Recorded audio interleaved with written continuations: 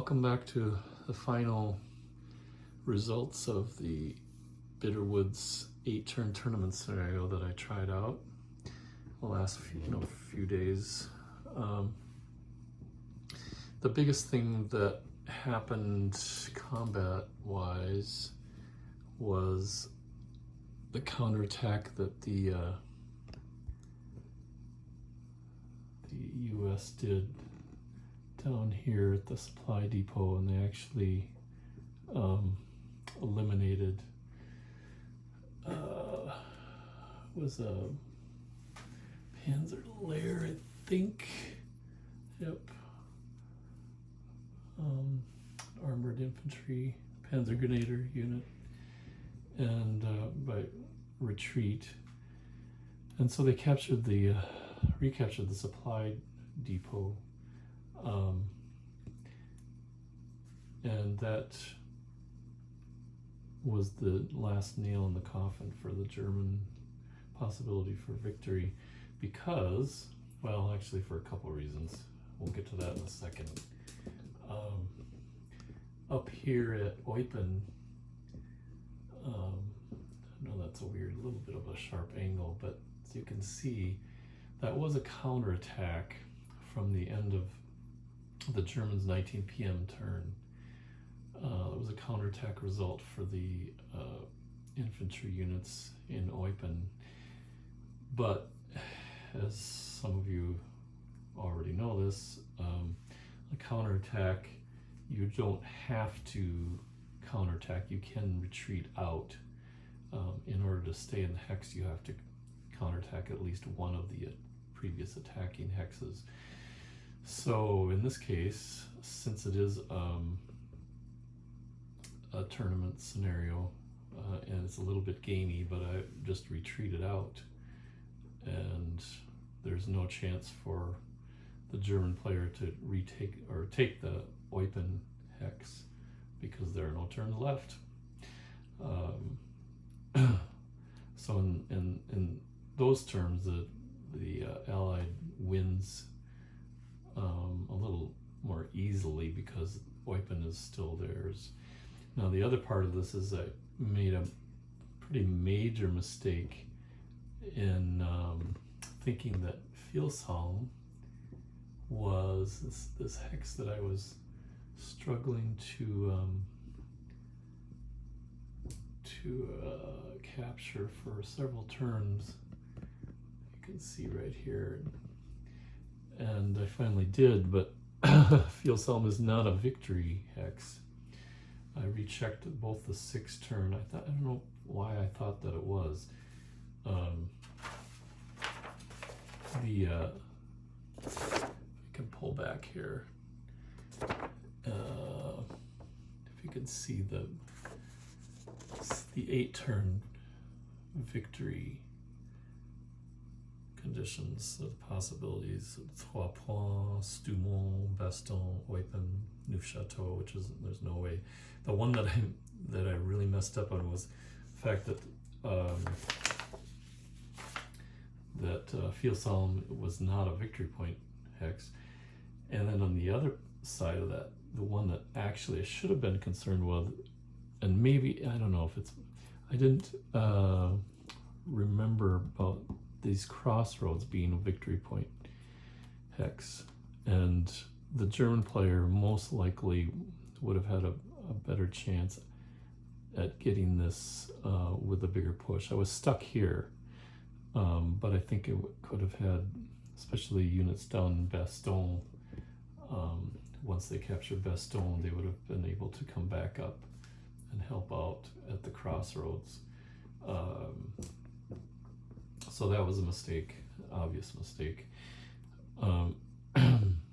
But even so, it was still awfully close, because I found out I had 16 U.S. units that had been destroyed, and the one of the victory conditions is having 18. So there's only 2 units short there. Almost captured the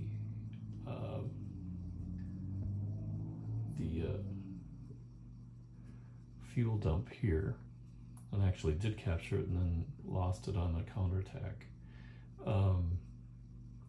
The next thing on the agenda would have been getting the crossings at the Ourthe River, and also Trois Points, as well as the other fuel dump, and Eupen. So even though the German only ended up getting 2 out of the 4 victory conditions that he needed to win, it was actually close on 1, 2, 3, possibly 4 others. So it turned out to be a very close game, despite mistakes that I made on both sides. But I'm anxious to do this again, just for fun, just to play it, because I think it's a worthwhile addition to the shelf, and it's once you get the setup down, I think that doesn't take nearly as long as what it did the first time I did it. You can get the units pretty close to where they're supposed to be, and then fine tune it to the exact hex. That shouldn't take that long. Again, my biggest issue is just getting some of the detailed optional rules. It'd be interesting to see if you play the long game, the actual campaign game, what would be recommended as far as the optional rules, because I think with the optional rules being more or less mandatory, including the Piper variant,